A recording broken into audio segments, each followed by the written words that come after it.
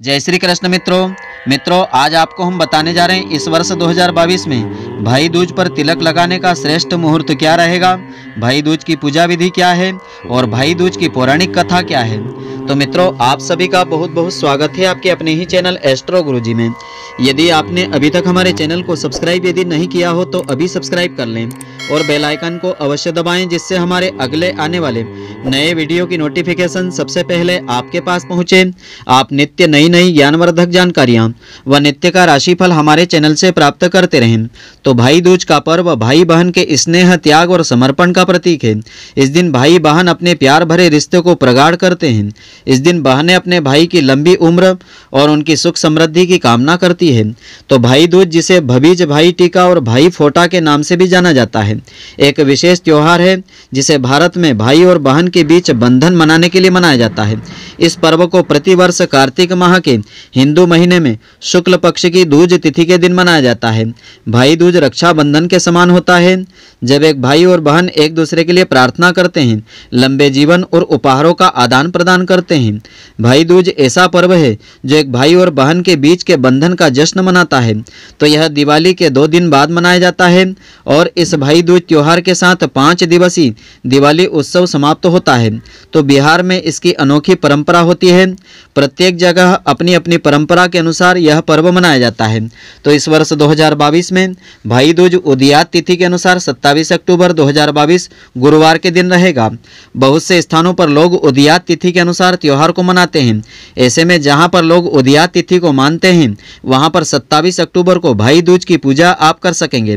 तो 27 अक्टूबर को जो लोग भाई दूज का पर्व मनाएंगे उनके लिए शुभ मुहूर्त और समय इस प्रकार से रहेगा। इस दिन प्रातःकाल 11:07 से आरंभ होकर के दोपहर 12:46 तक का समय रहेगा।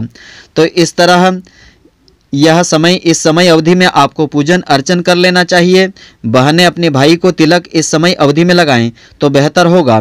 तो भाई दूज की पौराणिक कथा इस प्रकार से है। पौराणिक कथाओं के अनुसार यमराज को कई बार उनकी बहन यमुना ने मिलने को बुलाया, लेकिन यम नहीं जा पाए। फिर एक दिन ऐसा हुआ कि यमराज अपनी बहन से मिलने को पहुंच ही गए। उन्हें देख करके बेहद प्रसन्न हुई। यमुना ने यमराज का बड़े ही प्यार से आदर सत्कार किया। यमराज को उनकी बहन ने तिलक लगाया, उनकी खुशहाली की कामना की, साथ ही उन्हें भोजन करवाया। यमराज इससे बेहद प्रसन्न हुए। उन्होंने अपनी बहन को वरदान मांगने को कहा।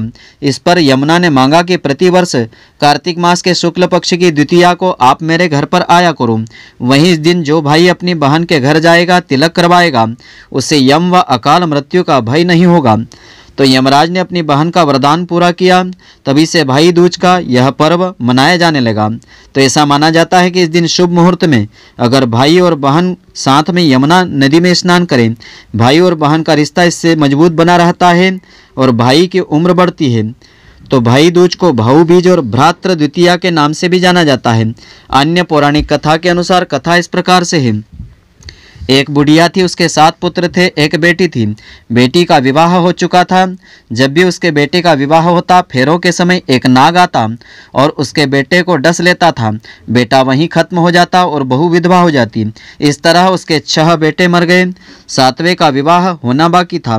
इस तरह अपने बेटों के मर जाने के दुख से बुढ़िया रो रो करके अंधी सी हो गई। भाई दूज आने को हुई तो भाई ने कहा कि मैं बहन से तिलक कराने जाऊं। माता ने कहा कि ठीक है।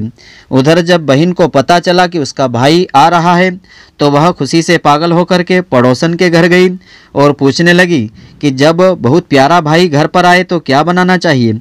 तो पड़ोसन उसकी खुशी को देख करके जल भुन गई और कह दिया कि दूध से रसोई लेप घी में चावल का पका ले।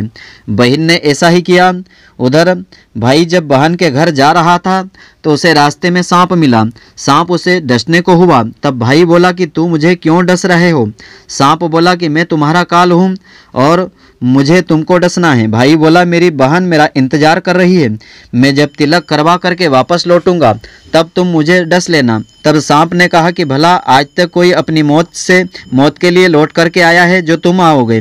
तो भाई ने कहा कि अगर तुझे यकीन नहीं है तो तू मेरे झोले में बैठ जा, जब मैं अपनी बहन के तिलक करवा लूँ तब तू मुझे डस लेना। सांप ने ऐसा किया और भाई बहन के घर पहुँच गया। दोनों बड़े ही खुश हुए। भाई बोला कि बहन जल्दी से भोजन दे दे, बड़ी भूख लगी है। बहन क्या करे, न तो दूध की रसोई सूखे, न ही घी में चावल पके। तो भाई ने पूछा कि बहन इतनी देर क्यों लग रही है, तू क्या पका रही है? तब बहन ने बताया कि ऐसे किया है। भाई बोला कि पगली, कहीं घी से भी चावल पके हैं क्या, या दूध से कोई रसोई बनी है? गोबर से रसोई लीप, दूध में चावल पका। और बहन ने ऐसा ही किया। खाना खा के भाई को बहुत ज़ोर से नींद आने लगी। इतने में बहन के बच्चे आ गए और बोले, मामा मामा हमारे लिए क्या लाए हो? भाई बोला, मैं तो कुछ नहीं लाया। बच्चों ने वह झोला ले लिया जिसमें सांप था। जैसे ही उसे खोला, उसमें से हीरे का हार निकला। बहन ने कहा कि भैया, तूने बताया नहीं कि तू मेरे लिए इतना सुंदर हार लेकर के आए हो।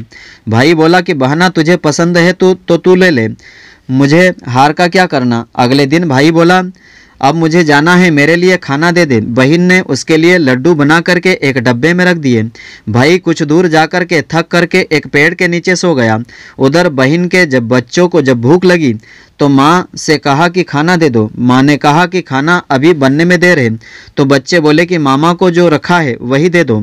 तो वह बोली कि लड्डू बनाने के लिए बाजरा पिसाया है, वही बचा हुआ है, चक्की में जा कर के खा लो। बच्चों ने देखा कि चक्की में तो सांप की हड्डियां पड़ी है। यही बात माँ को आकर बताई तो वह बावली सी हो गई और भाई के पीछे भागी। रास्ते भर लोगों से पूछती कि किसी ने मेरा गेल बाटोई देखा है, किसी ने मेरा बावड़ा सा भाई देखा है। तब एक ने बताया कि कोई लेटा तो पेड़ के नीचे देखा है, देख ले वही तो नहीं है। भागी भागी पेड़ के नीचे पहुंची, अपने भाई को नींद से उठाया। भैया भैया, कहीं तूने मेरे लड्डू तो नहीं खाए? भाई बोला, ये ले तेरे लड्डू, नहीं खाए, ले लड्डू ही दिए। उसके पीछे पीछे आ गई। बहन बोली, नहीं भाई, तू झूठ बोल रहा है, जरूर तूने खाया है, अब तो मैं तेरे साथ चलूंगी। भाई बोला, तू न मान रही है तो चल फिर। चलते चलते बहन को प्यास लगती है। वह भाई को कहती है कि मुझे पानी पीना है। भाई बोला कि अब मैं यहाँ तेरे लिए पानी कहाँ से लाऊं, देख दूर कहीं चील उड़ रही है, चली जा वहाँ, शायद तुझे पानी मिल जाए। तब बहन वहाँ गई। पानी पी करके जब लौट रही थी, रास्ते में देखती है कि एक जगह जमीन में 6 शिलाएं गड़ी है, एक बिना गढ़े रखी हुई है। उसने एक बुढ़िया से पूछा कि ये शिलाएं कैसी है। उस बुढ़िया ने बताया कि एक बुढ़िया है, उसके 7 पुत्र थे, 6 बेटे तो शादी के मंडप में मर चुके हैं, तो उनके नाम की ये शिलाएं जमीन में गड़ी है। अभी 7वें की शादी होनी बाकी है। जब उसकी शादी होगी तो वह मंडप में ही मर जाएगा, तब वह 7वीं शिला भी जमीन में गड़ जाएगी। यह सुनकर के बहन समझ गई ये शिलाएं किसी और की नहीं बल्कि उसके भाइयों के नाम की है। उसने उस बुढ़िया से अपने 7वें भाई को बचाने का उपाय पूछा। बुढ़िया ने उसे बतला दिया कि वह अपने 7वें भाई को कैसे बचा सकती है। सब जान करके वहाँ से अपने बाल खुले करके पागलों की तरह अपने भाई को गालियाँ देती हुई चली। भाई के पास जाकर के बोलने लगी, तू तो जलेगा, कुटेगा, मरेगा। भाई उसके ऐसे व्यवहार को देख करके चौंक सा गया, पर उसे कुछ समझ में नहीं आया। इस तरह दोनों भाई बहन घर पहुंच गए। थोड़े समय के बाद भाई के लिए सगाई आने लगी, उसकी शादी तय हो गई। जब भाई को सहरा पहनाने लगी तो वह बोली, इसको क्यों सहरा बंधेगा, सहरा तो मैं पहनूंगी, ये तो जलेगा मरेगा। सब लोगों ने परेशान होकर के सहरा बहन को दे दिया। बहन ने देखा कि उसमें कलंगी की जगह सांप का बच्चा था। बहन ने उसे निकाल के फेंक दिया। अब जब भाई घोड़ी पर चढ़ने लगा तो बहन फिर बोली, ये घोड़ी पर क्यों चढ़ेगा, घोड़ी पर तो मैं बैठूंगी, ये तो जलेगा मरेगा, इसकी लाश तो चील कौवे खाएंगे। सब लोग बहुत परेशान हो गए। सबने उसे घोड़ी पर भी चढ़ने दिया। अब जब बारात चलने को हुई तब बहन बोली, ये क्यों दरवाजे से निकलेगा, ये तो पीछे के रास्ते से जाएगा, दरवाजे से तो मैं निकलूंगी। जब वह दरवाजे से के नीचे जा रही थी तो दरवाज़ा अचानक गिरने लगा। बहन ने एक ईंट उठा करके अपनी चुनरी में रख ली और दरवाज़ा वहीं रुक गया। सब लोगों को बड़ा ही अचंभा हुआ। रास्ते में एक जगह बारात रुकी तो भाई को पीपल के पेड़ के नीचे खड़ा कर दिया। बहन कहने लगी, ये क्यों छाँव में खड़ा होगा, ये तो धूप में खड़ा होगा, छाँव में तो मैं खड़ी हो जाऊंगी। जैसे ही वह पेड़ के नीचे खड़ी हुई, पेड़ गिरने लगा। बहन ने एक पत्ता तोड़ करके अपनी चुनरी में रख लिया, पेड़ वहीं का वहीं रुक गया। अब तो सबको विश्वास हो गया कि यह बावली कोई जादू टोना सीख करके आई है, जो बार बार अपने भाई की रक्षा कर रही है। ऐसे करते करते फेरों का समय हुआ। जब दुल्हन आई तो उसने दुल्हन के कान में कहा, अब तक तो मैंने तेरे पति को बचा लिया, अब तू ही अपने पति को और साथ ही अपने मरे हुए जेठों को बचा सकती है। फेरों के समय एक नाग आया, वह जैसे ही दूल्हे को डसने को हुआ, दुल्हन ने उसे एक लोटे में भर के उसके ऊपर से प्लेट से बंद कर दिया। थोड़ी देर बाद नागिन लहर खाती हुई आई, दुल्हन से बोली, तू मेरा पति छोड़ दे। दुल्हन बोली, पहले तू मेरा पति छोड़ दे। नागिन ने कहा कि ठीक है, मैंने तेरा पति छोड़ दिया। दुल्हन ने, ऐसे नहीं, पहले 3 बार बोल।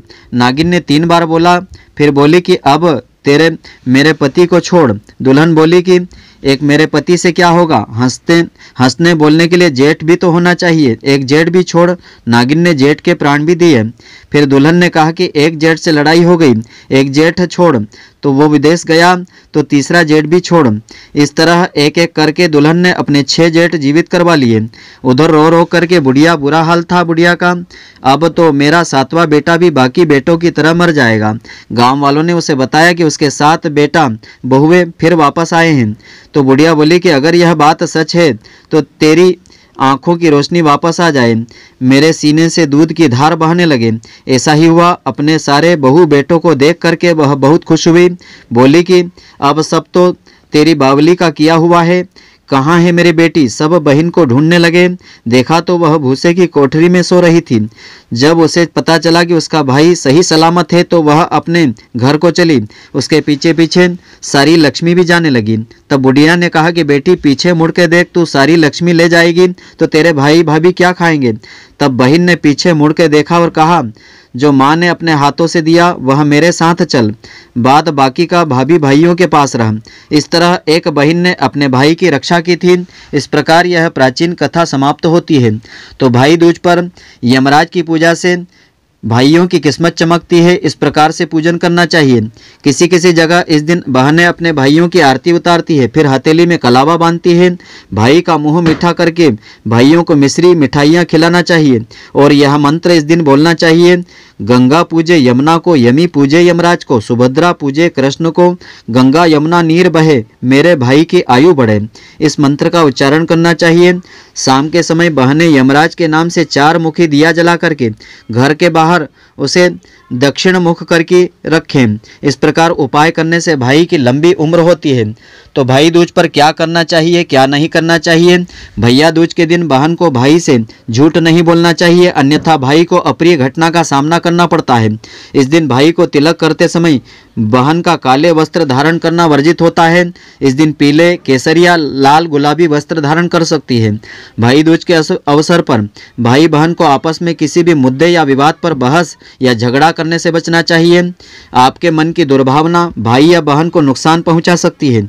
भाई द्वारा दिए गए उपहार का बहन को कभी भी अनादर नहीं करना चाहिए और न ही भाई को बहन द्वारा बनाए गए भोजन पर कोई टीका टिप्पणी करना चाहिए। भाई दूज का तिलक करने के बाद ही भाई बहन को भोजन करना चाहिए। निर्जला व्रत का पालन करते हुए भाई को तिलक करें और इस दिन मीठा अवश्य खिलावें। तो मित्रों, आशा करता हूं कि आपको हमारी यह ज्ञानवर्धक जानकारी पसंद आई होगी। यदि आपको पसंद आई हो तो आप हमारे वीडियो को लाइक व अधिक से अधिक शेयर अवश्य करें। धन्यवाद। जय श्री कृष्ण मित्रों, फिर मिलेंगे।